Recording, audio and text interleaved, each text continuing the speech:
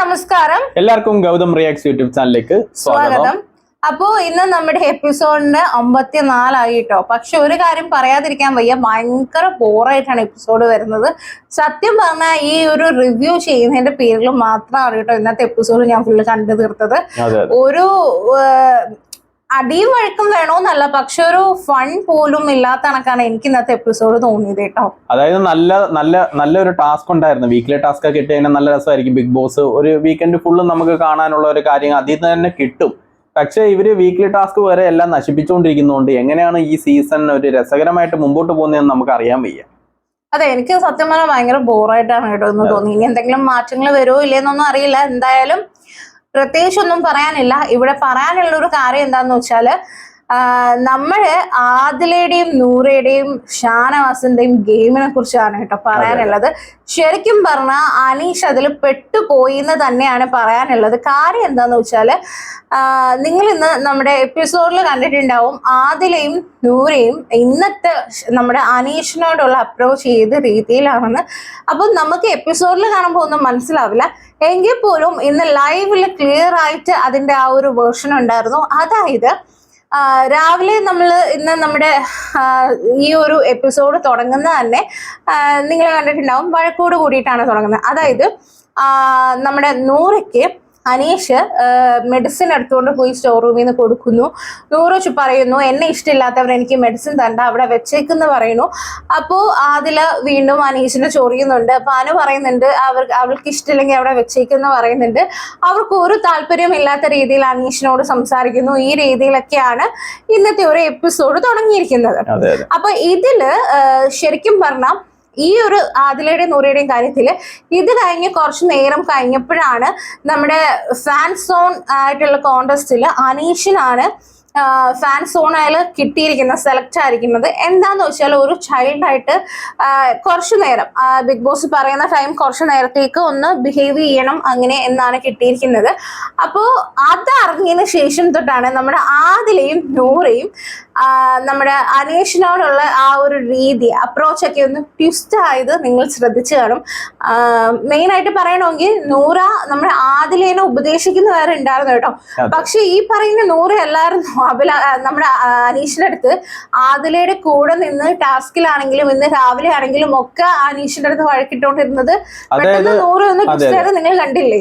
അതായത് നമുക്ക് മുമ്പേ അറിയാം ആദിലയും നൂറ എന്ന് പറയുന്നത് ആ വീക്കെൻഡിലോ അതായത് ലാലേട്ടന്റെ എപ്പിസോഡോ അല്ലെങ്കിൽ പുറത്തുനിന്ന് ആരെങ്കിലും വരുമ്പോഴോ അല്ലെങ്കിൽ വൈൽഡ് കാർഡ്സ് വരുമ്പോഴോ അല്ലെങ്കിൽ ഏതെങ്കിലും രീതിയിൽ വെളിയിലുള്ള എന്തെങ്കിലും കാര്യം സപ്പോർട്ട് ഉണ്ടെന്ന് അറിഞ്ഞു കഴിഞ്ഞാൽ, ആർക്കെങ്കിലും സപ്പോർട്ട് ഉണ്ടെന്ന് അറിഞ്ഞാൽ ആദിലയും നൂറയുടെയും ഗെയിം ചേഞ്ച് ആവും.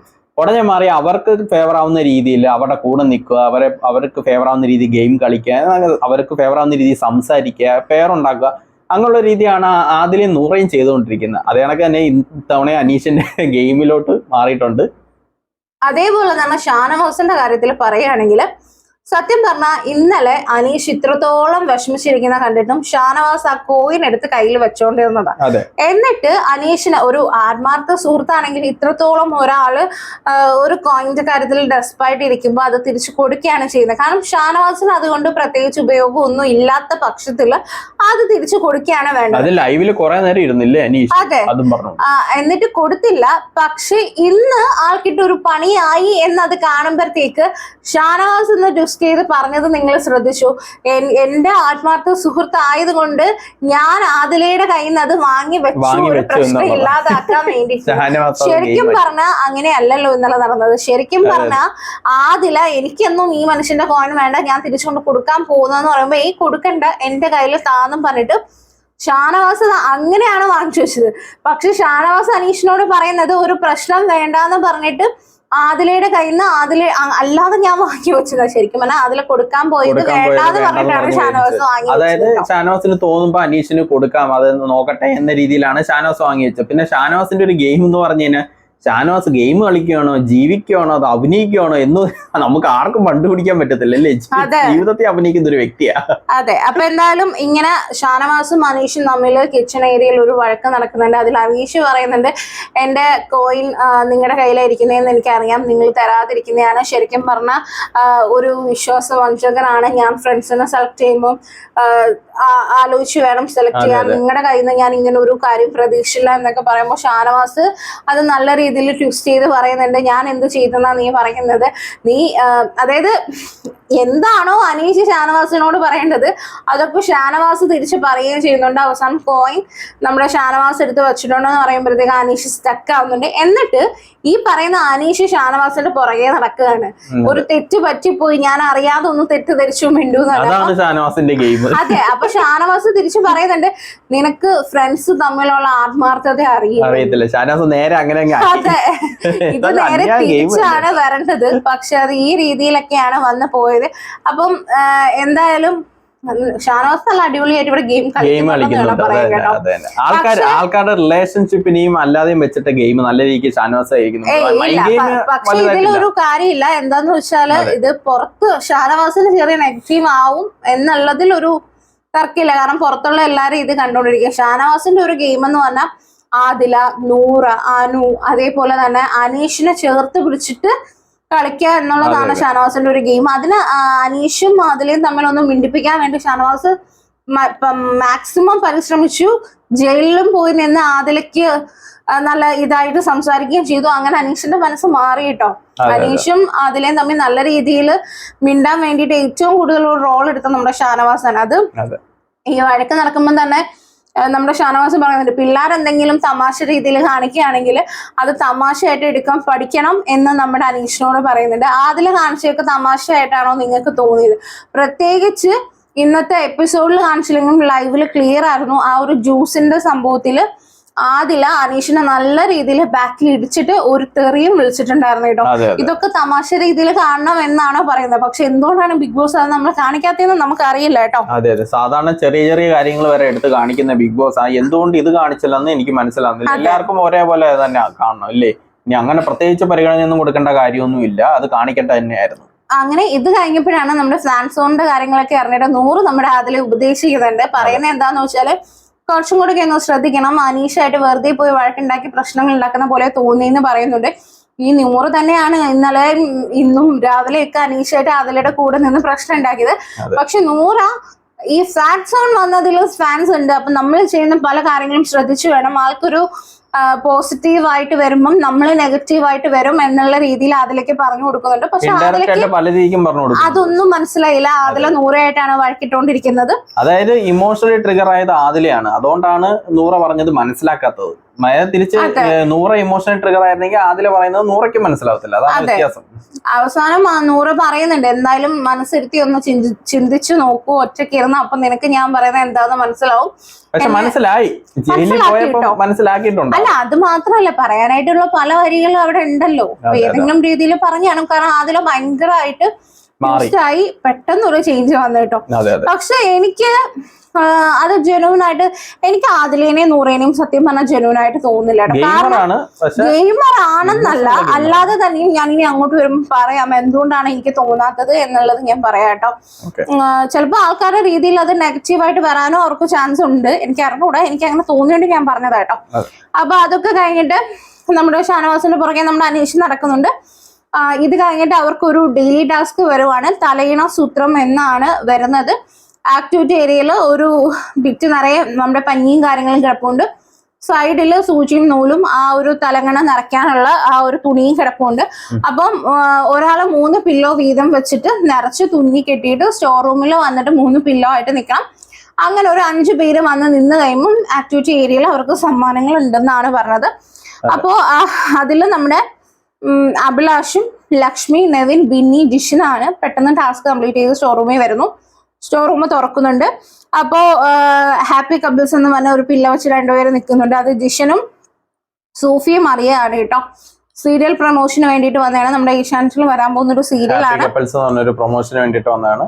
അങ്ങനെ ഇവര് എല്ലാരെയും സ്വീകരിക്കുന്നുണ്ട്. അങ്ങനെ വന്നിരുന്നിട്ട് അവരുടെ പ്രൊമോ ഒക്കെ കാണിക്കുന്നുണ്ട്.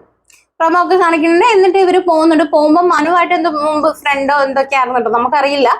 അപ്പൊ അനുവിന്റെ അടുത്ത് ജിഷൻ മിണ്ടാൻ നോക്കുന്നുണ്ട്. അനു വലിയ ഇതൊന്നും കാണിക്കുന്നില്ല. ജീവൻ മിണ്ടാൻ നോക്കുന്നുണ്ട്. പക്ഷെ വലിയ ഇതൊന്നും കാണിക്കുന്നില്ല. അനു അങ്ങനെ പോകുന്നുണ്ട് കേട്ടോ. അത് അവര് പോയി. ഇത് കഴിഞ്ഞിട്ട് ജയിൽ നോമിനേഷൻ ആണ്. ജയിൽ നോമിനേഷനിൽ 9 വോട്ട് വീതം വെച്ച് അനീഷും ആദിലയാണ് കേട്ടോ വരുന്നത്. ഇതില് ലൈവിലുണ്ടായിരുന്നു, എപ്പിസോഡിൽ കാണിച്ചില്ല. മേ ബി പ്ലസ്സിലായിരിക്കും കാണിക്കുന്നത്. ലൈവിൽ പറഞ്ഞ മെയിൻ റീസൺ, അനീഷിന്റെ പറഞ്ഞ റീസൺ എല്ലാരും ആ ഒരു തനിക്ക് കിട്ടിയില്ലെങ്കിൽ ആർക്കും കിട്ടണ്ട എന്നുള്ളൊരു ജ്യൂസ് എല്ലാം എടുത്ത് എറിഞ്ഞ് ചവിട്ടയൊക്കെ ചെയ്തില്ലേ?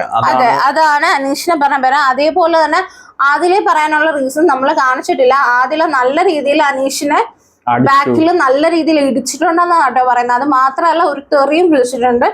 അപ്പോ അതാണ് അതിലേക്ക് എല്ലാരും പറയാനുള്ള ഒരു റീസൺ കേട്ടോ. പിന്നെ ഇവര് ജയിലിൽ പോകുന്നുണ്ട്. ജയിലിൽ പോകുമ്പോൾ അനീഷ് ചോക്ലേറ്റ് എടുത്തിട്ട് അതിലേക്കും കൊടുക്കുന്നു, അനീഷുമായിട്ട് കഴിക്കുന്നു. അപ്പൊ തന്നെ അവരുടെ പ്രശ്നങ്ങളൊക്കെ മാറി കേട്ടോ. അത് കഴിഞ്ഞിട്ട് അവരെന്നെ സംസാരിക്കുന്നുണ്ട്. സംസാരിക്കുമ്പോൾ നമ്മുടെ ഷാനവാസ് കുട്ടിക്കളിയാണ് എന്നൊക്കെ പറഞ്ഞ് നല്ല രീതിയിൽ അവരെ തമ്മിൽ ഇങ്ങനെ മിണ്ടിപ്പിക്കാനായിട്ട് നമ്മുടെ ഷാനവാസൊക്കെ നോക്കുന്നുണ്ട് കേട്ടോ. അപ്പൊ അത് കഴിഞ്ഞിട്ട് ഇവര് അങ്ങോട്ടും ഇങ്ങോട്ടും ഇവര് പ്രശ്നങ്ങളും കാര്യങ്ങളൊക്കെ പറഞ്ഞ് ഇങ്ങനെ സംസാരിക്കുന്നൊക്കെ ഉണ്ട് കേട്ടോ.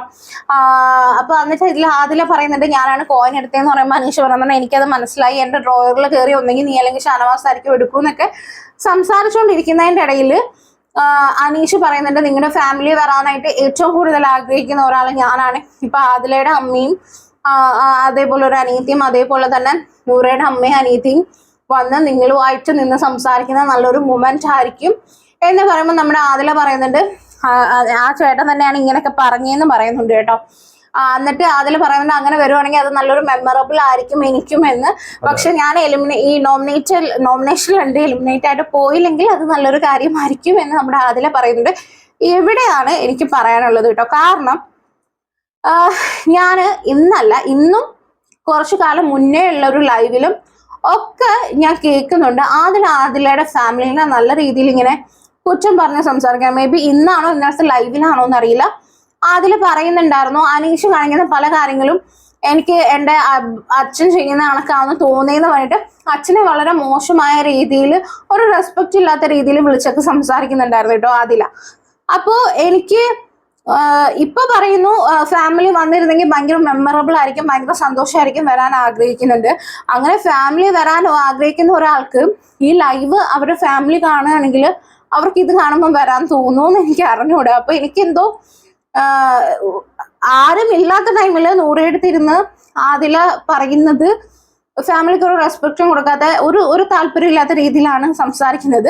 പക്ഷെ എല്ലാവരുടെയും മുമ്പിൽ വന്നിട്ട് എനിക്കത് വന്നിരുന്നെങ്കിൽ ഭയങ്കര മെമ്മറബിൾ ആവൂന്ന് പറയുകയും ചെയ്യും. ബിഗ് ബോസ് ലൈവിൽ മാത്രമല്ല വെളിയിൽ ഇന്റർവ്യൂവിലും ഒക്കെ വളരെ മോശമായിട്ടൊക്കെയാണ് സംസാരിക്കുന്നത്. അവർക്ക് കുറെ പ്രശ്നങ്ങളൊക്കെ ഉണ്ടായിട്ടുണ്ട് അവർക്കിടയിൽ. ഇത് എന്നാലും ഇന്റർവ്യൂവിലൊക്കെ വന്നിട്ട് അങ്ങനെ അത്ര മോശമായിട്ട് സംസാരിക്കേണ്ട കാര്യമില്ലായിരുന്നു. അതെ, അപ്പൊ ഇന്റർവ്യൂ പോട്ടെ, ഞാൻ വിചാരിച്ചു അകത്ത് വന്നു കഴിയുമ്പോൾ കാണാൻ താല്പര്യം ഉണ്ടായിരിക്കും എന്ന് എഴുതി. പക്ഷെ ഇന്നാണോ ഇന്നലെ ആണോ എന്നറിയില്ല, ഇന്നാണെന്ന് തോന്നുന്നു കേട്ടോ. ഇന്നാണെന്നാണ് തോന്നുന്നത്, അല്ലെങ്കിൽ ഇന്നലെ, വലിയ വ്യത്യാസം ഇല്ല. ഇന്ന് വൈകിട്ടത്തെ ഈ ഒരു ജയിലിലിരിക്കുമ്പോൾ പറഞ്ഞ ആള് ഇന്ന് രാവിലെ പോലും അച്ഛനെ വളരെ മോശമായിട്ടാണ് പറഞ്ഞത്. അപ്പൊ ഇത് ഇവരുടെ ഗെയിം പ്ലാൻ ആണോ എന്ന് എനിക്കൊരു ഡൗട്ട് ഉണ്ട്. കാരണം മൊത്തത്തില് അനീഷിന് ഫാൻ സോണിൽ നല്ല സപ്പോർട്ട് ഉണ്ട് എന്ന് അറിഞ്ഞപ്പോഴത്തേക്ക് പെട്ടെന്ന് ട്വിസ്റ്റ് ആയവര് ഫാമിലിയുടെ കാര്യത്തിലും ഇനി അങ്ങനെ എന്തെങ്കിലും ഉണ്ടോ? കാരണം ഇവരുടെ പേഴ്സണൽ നമുക്ക് അറിയില്ല. പക്ഷെ ഇങ്ങനെ നെഗറ്റീവ് പറഞ്ഞ ആ ഉമ്മയ്ക്കൊക്കെ വരാൻ തോന്നുന്നു എന്നുള്ളത് എന്റെ ഒരു ഡൗട്ടാണ് കേട്ടോ. അപ്പൊ ഇത് കഴിഞ്ഞിട്ട് നമ്മുടെ ബർജർ ഈസി ക്ലീന്റെ ഒരു ചലഞ്ച് വരുന്നുണ്ട്. ഇവർക്ക് ഒരു ബോർഡ് കൊടുത്തിട്ടുണ്ട്, അതിൽ പെയിന്റ് അടിച്ചിട്ടുണ്ട്. ഒരു പോർട്ടബിൾ ബോർഡാണ്. അതെ, ആശയം വെച്ചുകൊണ്ടുള്ള അലങ്കോലമാക്കണം, അതായത് പോർട്ടബിൾ വാള് അലങ്കോലമാക്കണം എന്നാണ് പറഞ്ഞേക്കുന്നത്. 5 പേരടങ്ങുന്ന 2 ടീമാണ് വരേണ്ടത്. അങ്ങനെ അവർ ചെയ്യുന്നുണ്ട്. നമ്മുടെ ടീം എ എന്ന് പറയുന്നത് അക്ബർ, ഗിസേൽ, നൂറ, ബിന്നി, പിന്നെ ജിഷിൻ, ആര്യൻ ആണ് ടീം എ. പിന്നെ ടീം ബി എന്ന് പറയുന്നത് നെവിൻ, ലക്ഷ്മി, ഷാനവാസ്, ജിഷിൻ, ആര്യൻ. അയ്യോ തെറ്റിപ്പോയല്ലേ. ടീം ബി എന്ന് പറയുന്നത് നെവിൻ, ലക്ഷ്മി, ഷാനവാസ്, ജിഷിൻ, ആര്യൻ ആണ് കേട്ടോ. ടീം എ എന്ന് പറയുന്നത് അക്ബർ, ഗിസൽ, നൂറ, ബിന്നി, അനു ആണ്. ഇതില് അതെ, അത് ഒണിയിലും അഭിലാഷ്, സാബു ആണ് ജഡ്ജസ് കേട്ടോ. ഇതില് ടീം ബി ചെയ്യുന്ന എന്താന്ന് വെച്ചാൽ നമ്മുടെ വേസ്റ്റ് എല്ലാം പോകുന്ന വഴിക്കൊക്കെ വലിച്ചെറിയുന്നു. അത് പിള്ളേർ തന്നെ പറക്കിയെടുക്കുന്നു. ഒരാള് വലിച്ചെറിയുന്നു, വേറൊരാൾ അത് ഉപജീവന മാർഗമായി എടുക്കുന്നു എന്നുള്ള രീതിയിലാണ്. പിന്നെ നമ്മുടെ ടീം ചെയ്തത് സേ നോ ടു വാർ എന്നുള്ള ഒരു ആശയമായിട്ടാണ്, യുദ്ധത്തിന്റെ പ്രശ്നങ്ങളും കാര്യങ്ങളൊക്കെ കാണിച്ചുകൊണ്ടുള്ള ഒരു കാർട്ടൂൺ പോലെയായിരുന്നു അവര് ചെയ്തേക്കുന്നത്. ഓക്കെ, അങ്ങനെ ടീം ബി ആണ് കേട്ടോ. അതായത് ആ വേസ്റ്റിന്റെ സംഭവമൊക്കെ ഇപ്പൊ റിയലിസ്റ്റിക് ആയിട്ട് അത് നല്ല രീതിക്ക് വരച്ചിട്ടുണ്ടായിരുന്നു. പിന്നെ പറഞ്ഞേക്കുന്നത് നല്ല രീതിക്ക് ആശയങ്ങൾ പറഞ്ഞേക്കുന്നത്. അതെ, അപ്പൊ അങ്ങനെ അത് അവർക്ക് കിട്ടി. അവർക്ക് ഒരു സമ്മാനം, ചെറിയൊരു സമ്മാനമൊക്കെ കൊടുത്തു. പിന്നെ ക്യാപ്റ്റൻസി ഇതായിരുന്നു, സെലക്ഷൻ ആയിരുന്നു. അതില് ഒനിയൽ വന്നിട്ട് ബിന്നിയാണ് ചെയ്തേക്കുന്നത്. പിന്നെ അക്ബറിനെ ക്യാപ്റ്റനായി കാണണം. ഇതില് വേറൊരു കാര്യം കൂടെ പറയാനുണ്ട് കേട്ടോ. ഇതില് ലൈവിൽ ഇവർ പറയുന്നുണ്ടായിരുന്നു, കാരണം ബിന്നിക്ക് ഓൾറെഡി നമ്മുടെ ഇമ്മ്യൂണിറ്റി പവർ കിട്ടിയിട്ട് അടുത്ത ആഴ്ച ആള് സേവ് ആണ്. അപ്പൊ ഇവർക്ക് എന്താന്ന് വെച്ചാൽ ക്യാപ്റ്റൻ ആയ ആൾക്കും ഇമ്മ്യൂണിറ്റി പവർ കിട്ടിയിട്ട് സേവ് ആവുമല്ലോ അടുത്ത ആഴ്ച. അപ്പൊ 2 പേർക്ക് അത് പോണ്ട. അപ്പൊ ബിന്നിക്ക് ക്യാപ്റ്റൻസ് കിട്ടുകയാണെങ്കിൽ ഈ ഒരു വട്ടം ക്യാപ്റ്റൻ ആയി കഴിഞ്ഞാൽ ആ ഒരു ഇമ്മ്യൂണിറ്റി പവർ രണ്ടും ഈ ഒരു ആഴ്ച തന്നെ അങ്ങ് തീരുമല്ലോ. അപ്പൊ അതിന് വേണ്ടിയിട്ടാണ് നമ്മുടെ ബിന്നി ഇവർ ക്യാപ്റ്റൻ ആക്കാൻ നോക്കുന്നത് കേട്ടോ. മാത്രമല്ല ബിന്നി ഇത് 4ാമത്തെ ടൈമാണ് ക്യാപ്റ്റൻസിയിൽ വരുന്നത്. പക്ഷെ ഈ വട്ടെങ്കിലും ജയിക്കുമെന്ന് നമുക്ക് നോക്കാം. അല്ല, നല്ല രീതിക്ക് ടാസ്ക് ഒക്കെ കളിക്കുന്നുണ്ട്, പക്ഷെ ജയിക്കാൻ പറ്റിയിട്ടില്ല. അങ്ങനെ ഒനിയിലും ബിന്നിയെ അക്ബറിനെയാണ് ചെയ്തേക്കുന്നത്.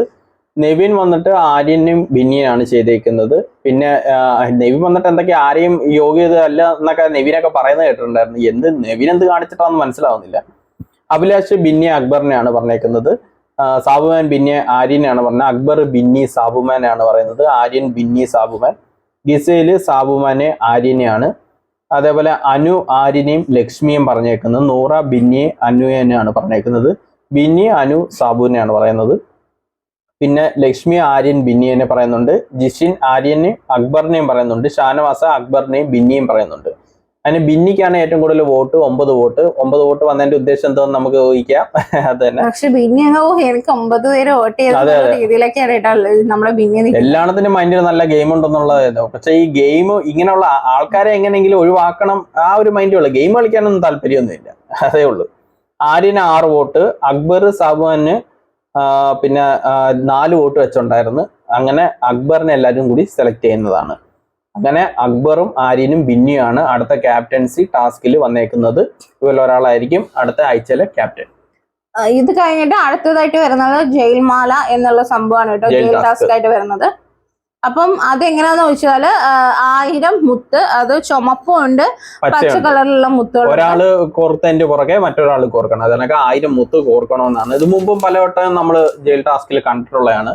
അങ്ങനെ രണ്ടുപേരും കൂടി, എനിക്ക് തോന്നുന്നു രണ്ടുപേരും കൂടി കൂടുതലും മിങ്കിളാവാൻ വേണ്ടിട്ടായിരിക്കും ഇല്ലേ, സംസാരം വരുമല്ലോ, അതായിരിക്കും അങ്ങനെ ചെയ്തേക്കുന്നതെന്ന് തോന്നുന്നു, ടാസ്ക് കൊടുത്തേക്കുന്നത് പറഞ്ഞേക്കുന്നത്. പിന്നെ ഇത് കഴിഞ്ഞിട്ട് ഒനിയലും നമ്മുടെ അഭിലാഷും എല്ലാരും കൂടി ഇരുന്ന് നമ്മുടെ അവിടെ പരദൂഷണ കമ്മിറ്റി ഇവരല്ലേ സംസാരിക്കുന്നുണ്ട്. ഇവര് പറയുന്നത് എന്താ വെച്ചാൽ എപ്പോഴും ഒരു ലവ് ട്രാക്ക് വരുമ്പം പെൺകുട്ടി സേവും ആൺകുട്ടി ആയിരിക്കും പുറത്താക്കുന്നത്. അത് ഗിസയില് നമ്മുടെ ആര്യനെ പെടുത്തിയതാണ്, ആര്യൻ അതിൽ പെട്ടുപോയി എന്ന് പറയുന്നുണ്ട്. അപ്പം അഭിലാഷ് ചോദിക്കുന്നുണ്ട്, അത് അവരായി അവരുടെ പാടേ, നമ്മളെന്തിനെ എന്തെങ്കിലും കാണിക്കണം, നമ്മളെന്തിനാ നോക്കുന്നതെന്ന് പറയുന്നുണ്ട്. അപ്പം ഒനിയില് പറഞ്ഞില്ല, ഞാൻ പറഞ്ഞതേ ഉള്ളൂ എന്ന് പറയുന്നുണ്ട്.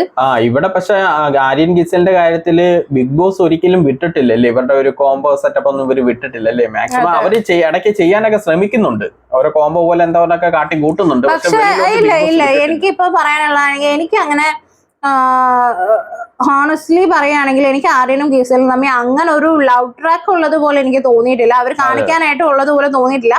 പിന്നെ നമ്മളൊരു ആണും പെണ്ണും തമ്മിൽ മിണ്ടുമ്പോ അത് വേറൊരു രീതിയിലാണ് എന്നുള്ളത് വ്യാഖ്യാനിക്കേണ്ട കാര്യമില്ല. ഇപ്പൊ ഇത്രയും ലവ് ട്രാക്ക് എന്ന ഉദ്ദേശം അങ്ങനെയല്ല, വെളിയിൽ അങ്ങനെ പ്രൊജക്ട് ചെയ്യൂലേ. ഇപ്പൊ ലവ് ട്രാക്ക് ചെയ്യണമെന്നില്ല, ചെറിയ റീൽസിന് വേണ്ടിയിട്ടുള്ള കണ്ടന്റ് ഇട്ട് കൊടുത്താൽ മതി.